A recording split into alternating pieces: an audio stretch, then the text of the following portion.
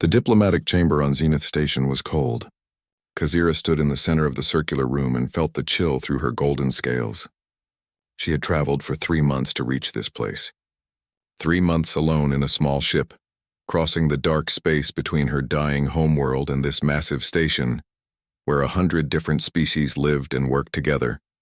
She was 7 feet tall, with scales that gleamed gold and crimson in the harsh station lights. Her wings were folded tight against her back, hidden beneath the formal robes she wore. Her tail moved slowly behind her, the only sign of her nervousness. Her amber eyes watched the door where her future husband would enter. Kazira was 487 years old. For her people, the Drakari, this was considered old for marriage.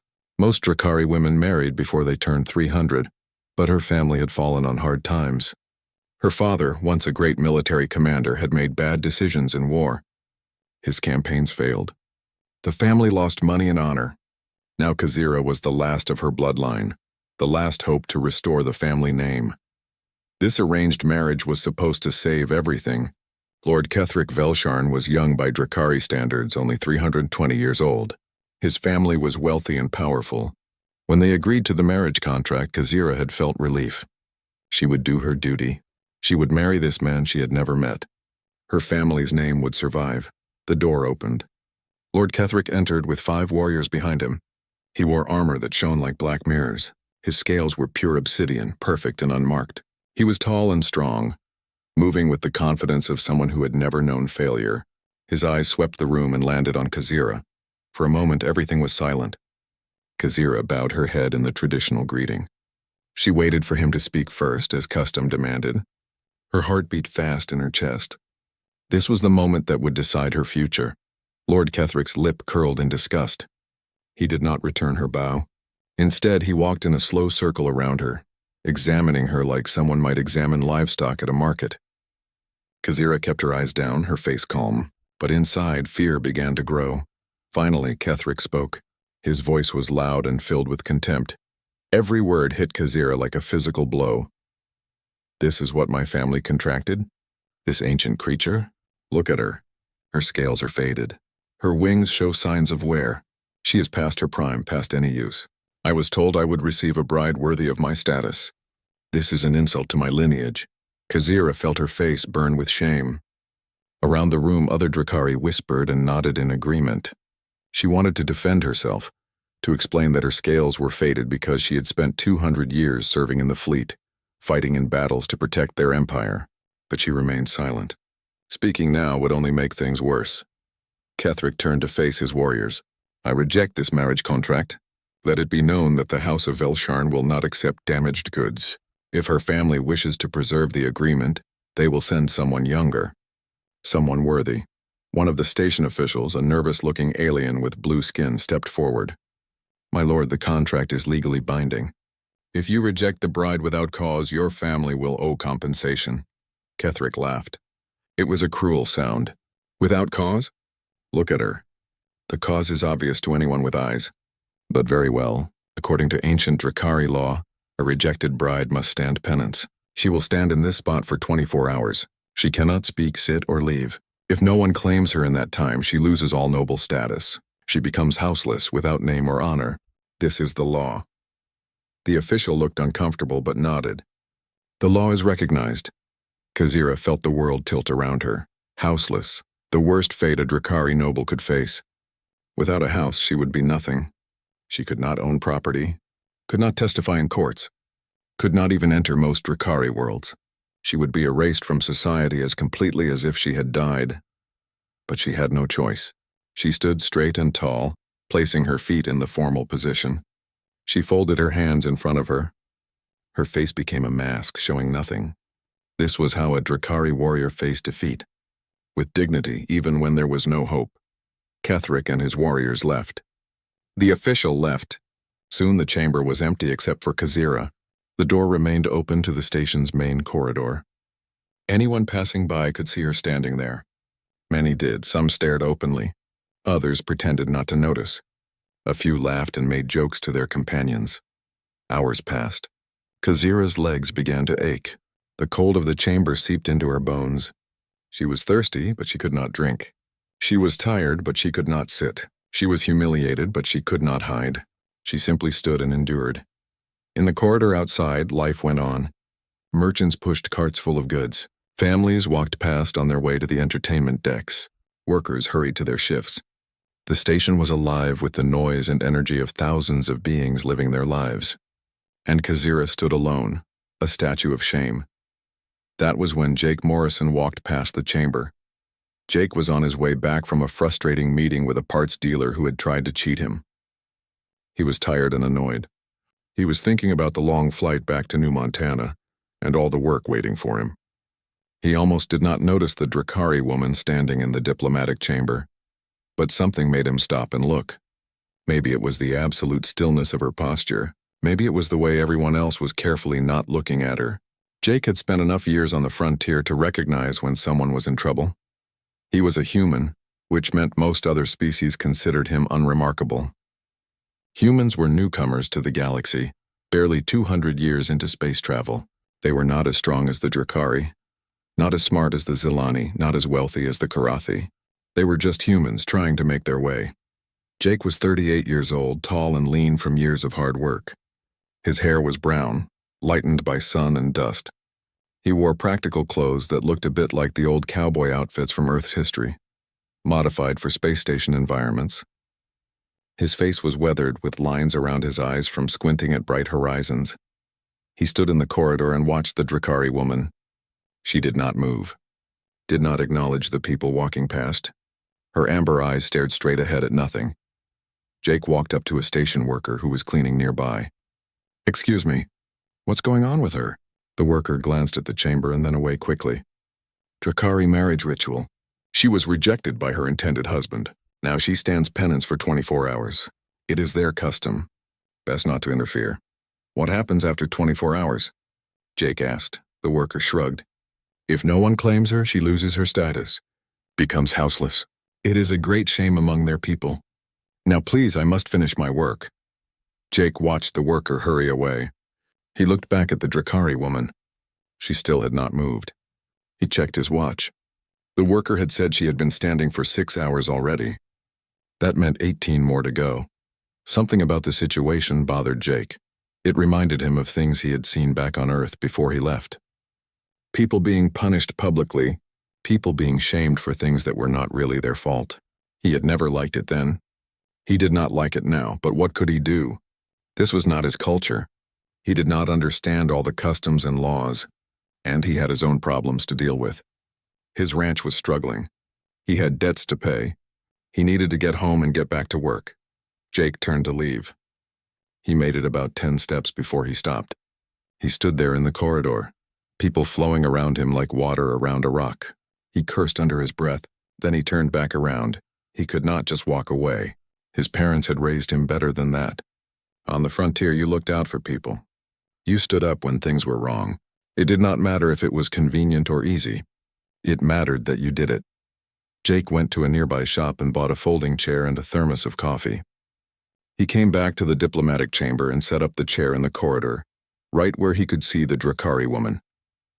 He sat down, poured himself a cup of coffee, and made himself comfortable. If she had to stand there alone, at least someone would be nearby. At least someone would witness what was happening to her. Hours passed. Jake sat in his chair and watched the station move around them. Sometimes he read on his data pad. Sometimes he just thought about things. And sometimes he talked. He knew the woman could not respond. She was not allowed to speak. But Jake talked anyway. He told her about New Montana, his colony world. He described the wide plains and the way the dust storms looked like red curtains across the sky. He talked about his ranch, the animals he raised, the machines that always seemed to break at the worst times. "I've got this one piece of equipment," he said at one point. "Terraforming processor. Cost me half a year's income. Broke down after 2 months. Can't get parts for it because the company went out of business. Can't afford a new one. So I've been trying to fix it with spare parts and hope. That's frontier life for you. Nothing ever works quite right, but you make it work anyway." He paused to drink his coffee. "You know what I've learned out there? Age doesn't matter as much as people think. I've got equipment that's 50 years old and still runs better than the new stuff. I've got animals that lived through things that should have killed them. They're tougher because they survived. stronger because they endured. Jake did not know if she was listening. Her expression never changed. The Endeavour docked at Earth's main orbital station 3 days later. Jake Morrison walked through the familiar corridors feeling both relief and worry. Home felt good, but the weight of what he knew pressed down on him. The Zark were coming and time was running out. Admiral Peter Hughes was waiting for him in a secure meeting room. The Admiral was 60 years old, gray-haired and built like a tank. He had fought in Earth's last major war 20 years ago. His face showed every hard decision he had ever made. "Show me everything," Hughes said without greeting. Jake pulled up all the data from the Kepler threshold. The recordings played on multiple screens. Hundreds of Zark warships, weapons charging, supplies being moved between vessels. It was clearly an invasion force. Hughes watched in silence. When the recordings ended, he sat back in his chair. "How long do we have?" "Best guess? 6 months. Maybe less," Jake answered. "They're almost ready. And the Coalition is doing nothing? Worse, they don't believe us. They think we're making it up or seeing things that aren't there." Hughes slammed his fist on the table. Those arrogant fools. 3,000 years of peace made them forget what real danger looks like. The door opened and 3 more people entered. Dr. Nathan Cross was a thin man with messy black hair and glasses. He was humanity's top scientist working on alien technology. Colonel Maya Stevens walked beside him, a strategic planner with a sharp mind for military operations. Behind them came Commander Lisa Grant, looking exhausted from her trip from Coalition headquarters. "I tried everything," Lisa said immediately. "The Elder races won't even discuss it. The Valkyrie called me emotional. The Mothalan said humans need to learn patience and stop seeing enemies everywhere. Then we're on our own," Hughes said flatly. "Nathan, can we fight them?" Dr. Cross pulled up his own data. The Zark use quantum disruption weapons. They can tear through Coalition shields like paper. That's probably how they beat the Elder races last time until the Elder races found a counter. But that was thousands of years ago. The Coalition hasn't updated their defensive technology since then. They think their shields are perfect. "What about human shields?" Maya asked. Nathan smiled slightly. "That's the interesting part. We've been developing adaptive shielding based on old submarine and aircraft carrier defense principles from Earth. The technology is experimental, but it might work. The aliens never thought of it because they rely too much on their old systems." "How long to retrofit our fleet?" Hughes asked. "If we work around the clock?" 4 months for 37 ships.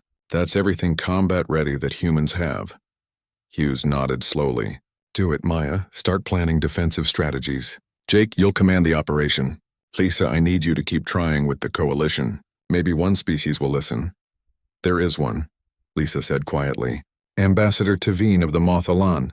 She's different from the others, younger, less stuck in old ways. She's coming to Earth tomorrow to demand we stop our military buildup. Then we convince her," Hughes decided. "If we can get even one Coalition voice on our side, it might help later." The meeting ended and everyone went to work. Jake spent the next few weeks coordinating with ship captains across the human fleet. Most of them were excited to finally do something real instead of boring patrols. A few were scared. All of them were ready to fight. Amy Foster worked closely with Dr. Cross, helping install the new shield systems. She understood the tactical side better than most engineers. "The key is adaptation," she explained to a group of technicians. "The Zark weapons hit hard, but they hit the same way every time. Our shields can adjust in real time. It's not about being stronger. It's about being smarter." Carlos Bennett, a talented engineer with a gift for solving impossible problems, found ways to speed up the installation process. "We don't need perfect," he said. "We need good enough, and we need it fast." Ambassador Tavine arrived on Earth as promised. She was tall and graceful, with skin that seemed to shimmer in the light. The Mothalan were known for their diplomatic skills and psychic abilities. Tavine had been working with the Coalition for 50 years, which made her young by her species' standards. She met with Hughes, Jake, Lisa, and Nathan in the same secure room. Her expression was stern. "Humanity is building warships without Coalition approval. This violates several treaties. You could be expelled from the Alliance." "Show her," Hughes said simply. Nathan played all the recordings again. He showed the Zark fleet, the energy readings, the movement patterns. He presented analysis of their weapons and technology. He laid out everything in clear, undeniable detail. Tavine watched without speaking. Her shimmer dimmed slightly, which Jake had learned meant she was troubled. When the presentation ended, she stood and walked to the window, looking down at Earth. "If this is true," she said slowly, "then my people and the other elder races are making a terrible mistake." "It's true," Jake said firmly. "I saw it with my own eyes." Tavine turned to face them. "Why would they lie about this? The Velkari have no reason to hide a Zark threat." "They're not lying," Nathan explained. "They're blind. They've been in power so long that they can't imagine anything challenging them. They see what they want to see. It's happened to every great civilization in Earth's history." "What you're doing is dangerous," Tavine said. "If you act without coalition approval and you're wrong, humanity will be destroyed politically. If we don't act and we're right, humanity will be destroyed literally," Hughes replied, "along with everyone else." Tavine was silent for a long moment. Finally she spoke. "I cannot officially support this. My government would recall me immediately. But I will not stop you, and I will send word to younger members of other species, those who might listen where the elder races will not. That's all we ask," Hughes said. "I will also stay on Earth and observe your preparations. If the Zark come and you are ready, it will prove human intuition has value. The Coalition needs to learn that wisdom is not measured only in years." Over the next 4 months, the human fleet transformed. 37 ships received new shields, upgraded weapons, and enhanced sensors. Crews trained day and night on new combat tactics. Maya Stevens created detailed battle plans based on the Zark formation patterns they had observed. Jake spent time with each crew, learning their strengths and weaknesses. He knew every captain by name. He knew which ships were best for direct combat and which were better for support. He was building an army from scratch, and he refused to waste a single person. Amy Foster studied everything about the Zark. She read old Coalition records that most people had forgotten. She found details about their command structure, their communication methods, their tendency to follow rigid formations. "They're disciplined," she told Jake. "That's their strength and their weakness. If we can disrupt their command chain, they'll fall apart." Carlos Bennett kept finding small improvements. Faster shield calibration, better power distribution, stronger hull reinforcement.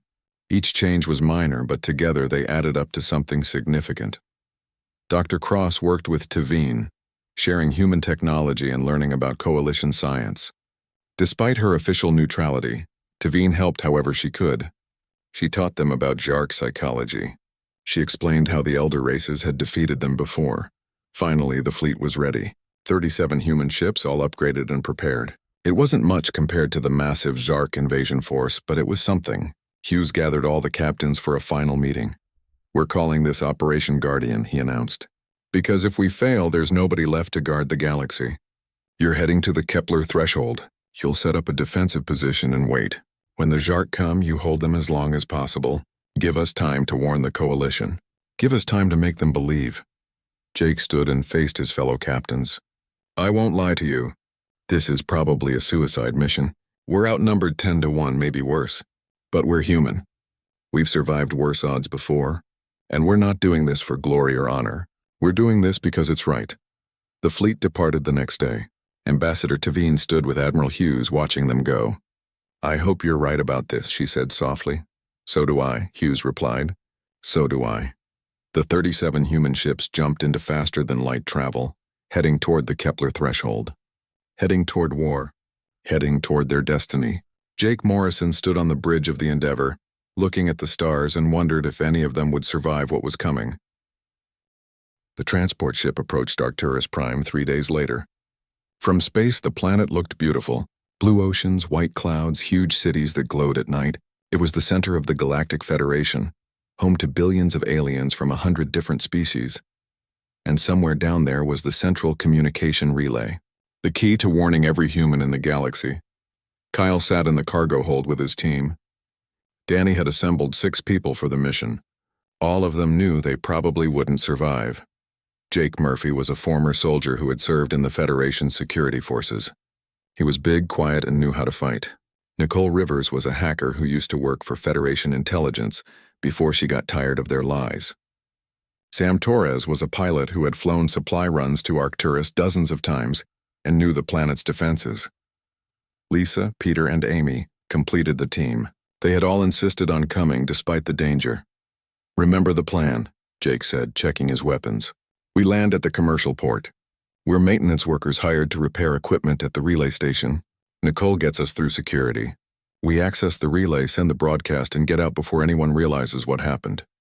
And if something goes wrong? Amy asked. Jake looked at her. Then we fight our way out. Or we die trying. The ship landed without incident. Sam had fake work orders that got them through the first security checkpoint. They loaded their equipment onto a transport and headed into the city. Arcturus Prime was massive. Buildings reached into the sky like mountains. Flying vehicles filled the air.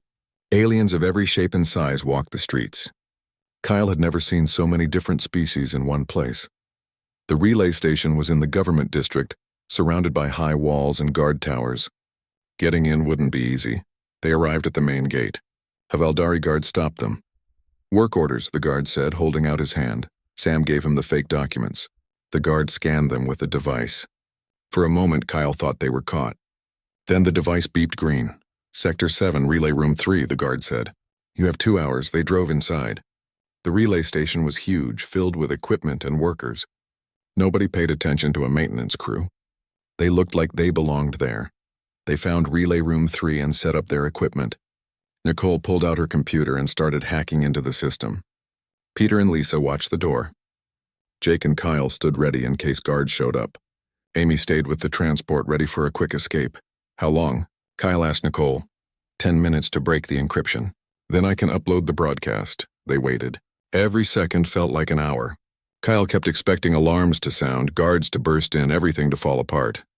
I'm in, Nicole said finally. Starting the upload now. The files began transferring. Video evidence of the massacre. Documents showing Valdari orders. Lists of the 800,000 dead children. All of it flooding through the relay to every human colony in the galaxy. Kyle had recorded a message to go with the evidence. His voice would be the first thing people heard.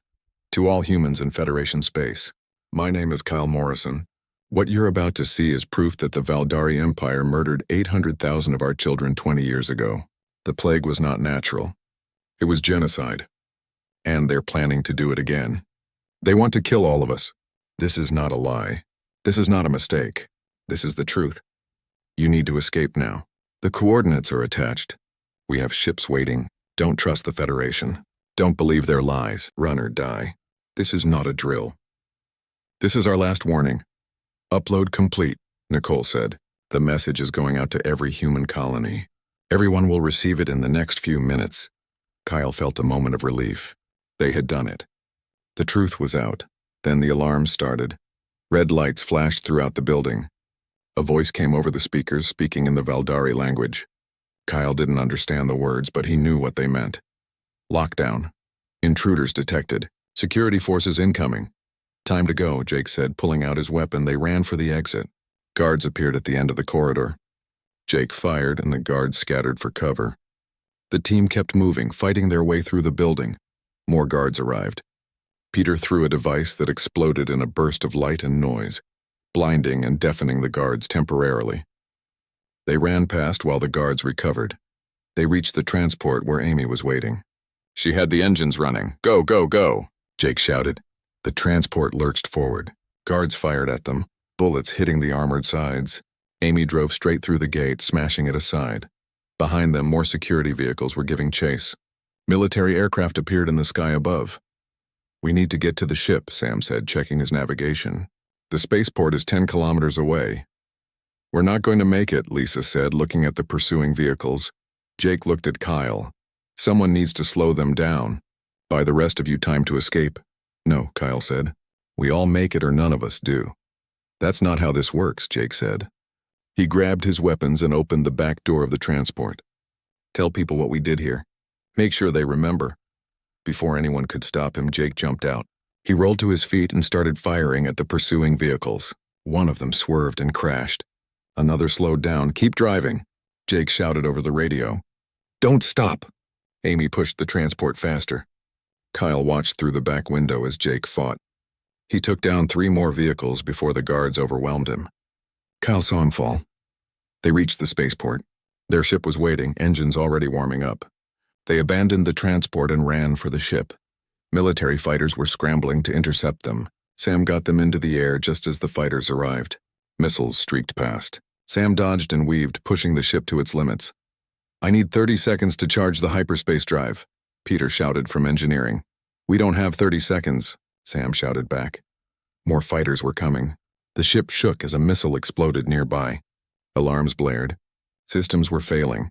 20 seconds, Peter said. Sam flew into a cloud bank, using the dense vapor to break the fighters' target locks.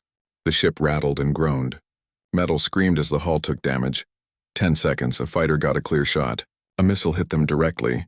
The ship spun out of control. Amy grabbed the controls and tried to stabilize them. "Drive ready." "Jump now!" Peter shouted. Kyle hit the button. The ship jumped into hyperspace half a second before another missile would have destroyed them. They were safe. But Jake was dead. The crew sat in silence as the ship traveled through hyperspace. Nobody knew what to say. They had succeeded, but the cost was high. Nicole checked her computer. The broadcast reached everyone. Every human colony received the message. It's spreading across the galaxy now. Even non-human species are seeing it. Kyle pulled up news feeds from across the galaxy. The response was immediate and chaotic. Human colonies were in uproar. Some people believed the message immediately. Others thought it was propaganda. Some alien species expressed horror at the evidence. Others defended the Valdari. The Valdari government issued a statement. They called the broadcast terrorist propaganda. They said the videos were fake. They ordered all human colonies to remain calm and stay in their homes. Planetary lockdowns were being implemented for everyone's safety, but it was too late. The truth was out, and across 50 systems, the evacuation was already beginning. Catherine contacted them an hour later. Her face appeared on the screen and she looked exhausted. "You did it," she said. "The message is everywhere. People are moving. The evacuation is accelerating. How many can we save?" Kyle asked. Catherine's expression darkened. "Not enough. The Valdari are moving faster than we expected. They're deploying fleets to blockade human colonies. Some settlements are already trapped. We estimate 3 million might escape. The rest will be caught. 1 million people trapped. 1 million people who would die because they couldn't escape in time. We need to buy them more time," Lisa said. "How?" Peter asked. "We're a cargo ship with a few weapons. The Valdari have entire battle fleets." Kyle thought about Jake's sacrifice. One person buying time for others to escape. Maybe that's what they all needed to do now. Fight back, not to win, but to give people time to run. "We fight," he said. "We organize a defense. We hit the Valdari where it hurts and make them slow down." Catherine looked at him through the screen. "You're talking about war." "They already started the war," Kyle said. 20 years ago when they killed our children. We're just fighting back now." The evacuations were chaos. Across 50 systems, humans abandoned their homes and ran for the ships. Families packed whatever they could carry. Children cried. Parents made impossible choices about what to leave behind. Some colonies succeeded. Hidden transport ships disguised as mining vessels for years revealed their true purpose. They loaded thousands of refugees and jumped to unknown space. The Valdari never saw them coming. Other colonies weren't so lucky. Valdari warships arrived before the evacuation finished. They blockaded the planets and trapped millions of people on the surface. The people could only watch as their escape ships were destroyed before they could launch. Kyle watched the reports from Catherine's command ship. Every update brought more bad news. Colony Epsilon trapped with 200,000 people. Station Helios successfully evacuated 50,000. Mining outpost Crimson Dawn fighting a ground invasion. Agricultural world New Terra still evacuating 1 million people, while 500,000 waited their turn. The numbers were terrible. They might save 3 million, but 1 million would die. "We can't outrun them," Peter said, looking at the tactical displays. "The Valdari fleets are too fast. They're cutting off every escape route." Kyle knew Peter was right. Running wasn't enough. They needed to fight back to slow down the Valdari forces and buy time for the evacuations. But humans weren't warriors. They were miners, farmers, factory workers. They had no warships, no weapons, no training. Peter suddenly looked up from his computer. "Wait, we do have weapons. We just never thought of them that way." "What do you mean?" Lisa asked. "Mining equipment. We've been using it for decades. Drilling lasers powerful enough to cut through asteroids. Explosives strong enough to crack open mountains. Ships designed to push rocks the size of buildings. We have an entire industrial fleet that could be converted into weapons." Kyle understood immediately. The human colonies had thousands of mining vessels. Ore haulers, drilling ships, excavation equipment. None of it was designed for combat, but all of it was built tough and strong. "Can it work?" he asked. Peter grinned. "Only one way to find out." Catherine contacted every mining operation in human space. The response was immediate. Miners understood the plan right away.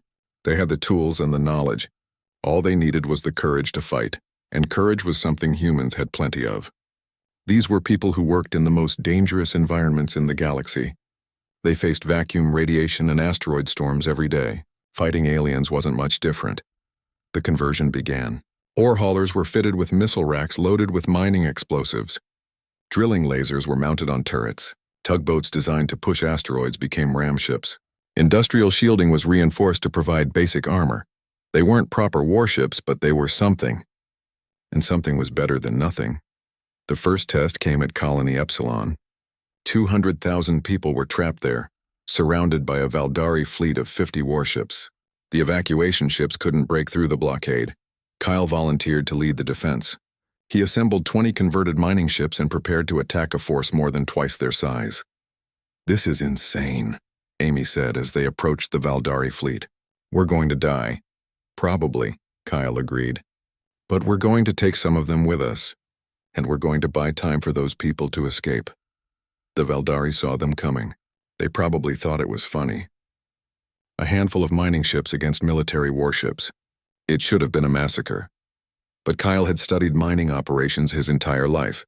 He knew how to use terrain, how to set traps, how to make the environment work for you, and the asteroid field around Colony Epsilon was the perfect terrain. The human ships dove into the asteroid field. The Valdari followed, confident in their superior weapons and armor. They didn't know the humans had spent weeks rigging the asteroids with explosives. The first Valdari cruiser passed between two large asteroids. Peter pressed a button.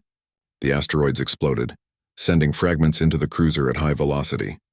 The armor held, but the ship was knocked off course, crashing into another asteroid. The other Valdari ships spread out, trying to avoid the traps. That's when the human ships attacked. They used their knowledge of the field to ambush from behind asteroids. Drilling lasers cut into vulnerable engine sections. Mining charges exploded against hull plating. The Valdari fought back, but they were in unfamiliar territory. The humans knew every rock, every hiding spot, every angle of attack. What should have been an easy victory became a nightmare. A tugboat piloted by a miner named Carlos rammed directly into a Valdari destroyer. The impact destroyed both ships, but it created an opening for 3 evacuation transports to break through the blockade. An ore hauler commanded by a woman named Sophie used its cargo of explosive-filled containers as giant bombs. She released them near a cluster of Valdari ships, then detonated them remotely. 2 frigates and a cruiser were heavily damaged.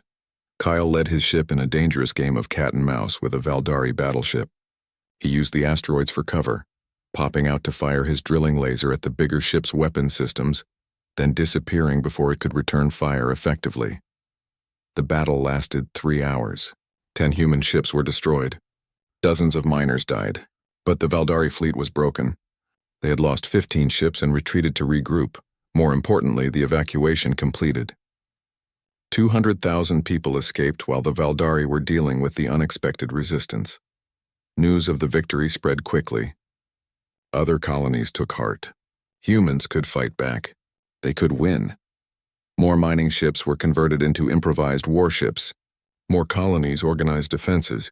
The pattern repeated across a dozen systems. Humans using guerrilla tactics, fighting from asteroid fields and nebula clouds, hitting hard and disappearing before the Valdari could respond. The Valdari High Council was furious. They had expected easy targets. Instead, they were losing ships to miners with improvised weapons. It was embarrassing. Commander Theron Vex, the Valdari officer who had overseen the original genocide, was assigned to crush the human resistance. He was efficient and ruthless. He didn't make the same mistakes as the other commanders. Vex studied the human tactics. He learned their patterns. And then he adapted. He sent scout drones ahead to detect traps. He used long-range bombardment to clear asteroid fields before entering them. He deployed overwhelming force against any resistance. The human victories slowed. More ships were destroyed. More people were trapped. Catherine sent Kyle an urgent message. "We've evacuated 2.5 million people. But there are still 1.5 million trapped across 20 colonies. Vex is closing in on all of them. We don't have enough ships to defend them all. Kyle looked at the map. The remaining colonies were scattered across the galaxy. Defending all of them was impossible. We need to make a choice, Peter said quietly. We can't save everyone. Lisa refused to accept that. There has to be a way. We can't just abandon them. But Kyle knew Peter was right. They didn't have enough resources to defend 20 colonies. They would have to focus on the ones they could save and accept the loss of the others. Then Amy spoke up. What if we don't try to save all of them? What if we focus on one target? Something so important that it forces the Valdari to pull forces away from the colonies? What target? Kyle asked. Amy pulled up a star map and pointed to a system near the center of Valdari space. Arcturus Prime, their capital world. The seat of their government. The room went silent. You want to attack their capital? Peter said. That's suicide. Exactly, Amy said. It's so crazy they won't expect it. And if we hit them there, if we threaten their home world, they'll have to pull their fleets back to defend it. That gives the colonies time to evacuate. Kyle thought about it. It was insane. Arcturus Prime was the most heavily defended planet in the galaxy. Attacking it with a fleet of mining ships was certain death, but it might work. Not to conquer the planet or win a battle, just to scare the Valdari enough that they pulled their forces back. We'd need every ship we have, Lisa said. Every converted miner, every armed transport, everything. 500 ships, Catherine said over the communication link. That's what we have left. Against the 1,000 ships defending Arcturus. We don't need to win, Kyle said. We just need to make them afraid. Show them that humans can reach their home world. Make them realize we're not victims anymore. Catherine was quiet for a long moment. Then she nodded. I'll send out the call. Every ship, every crew. We attack Arcturus Prime. The message went out across the human fleet. The response was immediate. Miners, traders, farmers, factory workers, people who had never fought before volunteered to attack the enemy capital. They knew they probably wouldn't survive. But they also knew that their sacrifice might save millions of others. The fleet assembled near the Galactic Rim.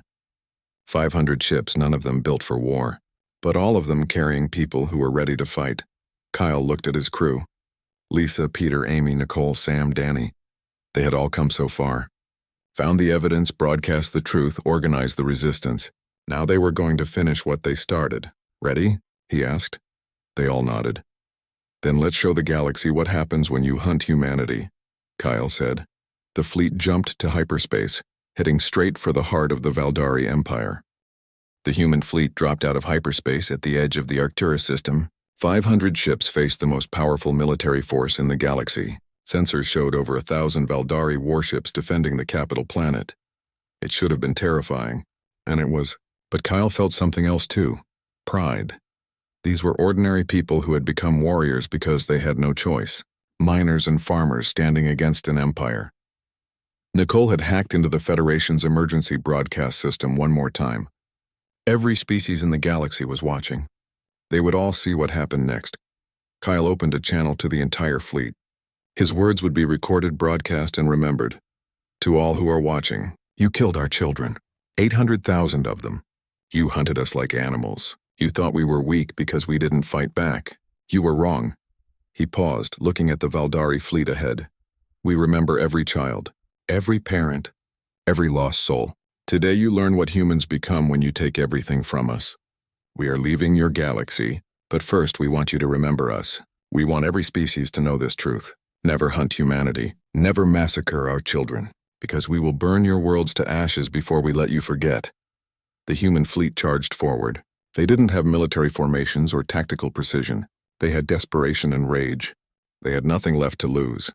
The Valdari defenders reacted with shock. These primitives were attacking their capital. The pride of the empire was under assault by what they had considered livestock. But shock turned to alarm as the humans proved they weren't easy targets. Mining lasers tore through defensive stations. Explosive-laden ships rammed into orbital platforms. Tugboats pushed asteroids toward military installations. The Valdari fought back with overwhelming firepower. Human ships exploded by the dozens. The losses were terrible.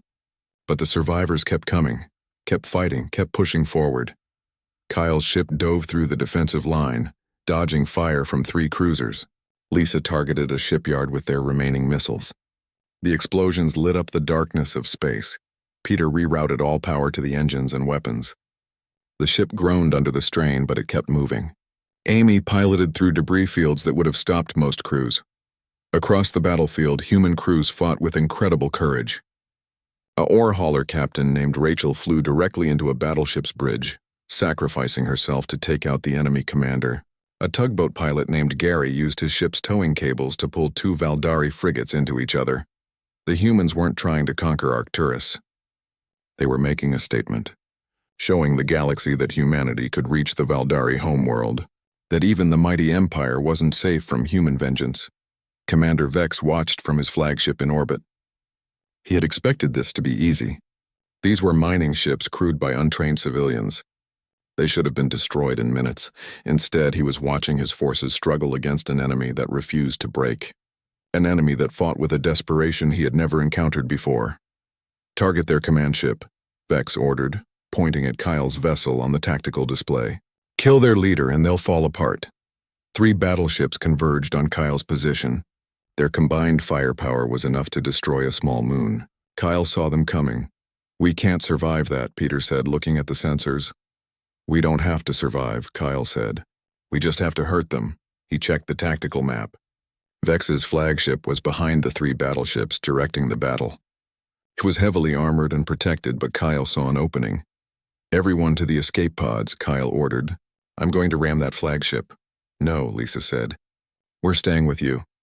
"That's an order." "We don't take orders anymore," Peter said. "We're in this together." Kyle looked at his crew. They had been through so much together. Found the truth, broadcast the warning, fought impossible battles. He couldn't ask them to sacrifice themselves, but he also knew they wouldn't leave. They were his crew, his friends, his family. "Amy, get us past those battleships," he said. "Peter, overload the reactor. When we hit that flagship, I want the explosion to be big enough that people see it from the surface." The ship accelerated to maximum speed. The 3 battleships opened fire. Missiles and energy beams tore through space. The human ship's shields failed immediately. Hull plates melted. Systems exploded. But Amy kept them moving, weaving through the attack, dodging what she could and absorbing what she couldn't. The ship was dying, falling apart around them, but it kept flying. They passed through the battleship formation. Vex's flagship loomed ahead, massive and powerful. Kyle could see Valdari crew scrambling to intercept them. "Reactor critical," Peter shouted. 30 seconds to meltdown." "That's all we need," Kyle said. The flagship tried to move, but it was too slow, too massive. Kyle's ship, burning and broken, crashed directly into the command section. At the moment of impact, the crew activated the emergency ejection system. Escape pods shot out in all directions, away from the collision. Kyle, Lisa, Peter, Amy, and Nicole were thrown clear just as the reactor exploded. The blast was visible across the entire star system. Vex's flagship broke in half, its command structure destroyed. The Valdari admiral died along with most of his senior officers. The Valdari fleet fell into chaos. Their commander was dead, their flagship destroyed. The humans had reached their home world and struck a devastating blow. Catherine's voice came through on the emergency channel, reaching all the escape pods. "All human forces, retreat now." The message is sent. Get out while you can. The surviving human ships turned and jumped to hyperspace. They had lost 300 vessels and thousands of crew. But they had accomplished their mission. They had scared the entire galaxy. Danny's ship picked up Kyle's escape pod along with a dozen others. The crew reunited on his bridge, bruised and exhausted but alive. "Did it work?" Kyle asked. Catherine's face appeared on the screen. She was crying, but she was smiling too. "It worked. The Valdari are pulling their fleets back to defend their core worlds. They're abandoning the blockades. The last of our people are evacuating now. We're going to save them all. 4 million humans jumping to freedom. Ships disappearing beyond the galactic rim to worlds the Federation had never charted. A new home, far from alien control." Catherine sent one final broadcast to the galaxy before the humans left forever. Her voice was calm and clear. "We are leaving. We will build our own civilization far from your reach. But remember this day. Remember what happens when you push humanity to the edge. We don't start fights, but we finish them. And if you ever find us again, if you ever threaten our children again, we won't run. We'll come for you. All of you. This is not a threat. This is a promise. The last human ship jumped away from Federation space. Behind them, the galaxy was changed forever. News of the battle spread across every world. Some species were horrified by the violence. Others were inspired. The Valdari had always presented themselves as invincible, but humanity had proven that was a lie. Within a year, 3 other species rose up against Valdari rule. The empire that had lasted for 1,000 years began to crumble. The balance of power in the galaxy shifted. Beyond the galactic rim, humanity built new colonies. They remembered the 800,000 children. They remembered the sacrifice of everyone who died fighting for freedom. They built monuments in schools and told the stories to every generation. Kyle retired to a farming colony with Lisa. They married and had children of their own. Every night they looked up at the stars and remembered how far they had come. Peter designed ships for humanity's new fleet. Real warships this time, not converted mining vessels. Ships built to defend their new home if anyone ever threatened them again. Amy trained the next generation of pilots. Young people who would never know life under alien rule, people who grew up free. Catherine became humanity's first president in their new government. She led with wisdom and remembered always that freedom was worth any price. Years later, Kyle stood at a memorial on humanity's capital world. 800,000 names carved into black stone. His sister's name was there, along with Amy's family and so many others. A crowd had gathered for the anniversary of the evacuation. Thousands of people, all of them free, all of them safe. Kyle spoke to them. We escaped. We survived. We are free. But we never forget. These children died because we were weak. Because we trusted those who saw us as less than them. Never again. We are humans. We protect our own. And if anyone threatens our children again, they will learn what our enemies learned. He paused, looking at all the faces in the crowd. Humanity does not break. We burn brighter, the crowd cheered. Children played in the gardens around the memorial. Ships flew overhead carrying supplies to new colonies. Lisa took Kyle's hand as they walked away from the memorial. Their children ran ahead laughing and free. Do you think they'll ever find us? She asked quietly. Kyle thought about the Valdari Empire crumbling under rebellion. He thought about the legend of humanity spreading across the galaxy. The species that was hunted but refused to die. The species that fought back against impossible odds. Maybe, he said. But if they do, they'll remember what happened last time. And they'll think twice before they threaten us again. The sun was setting on their new world. The sky turned orange and purple. In the distance, construction robots were building.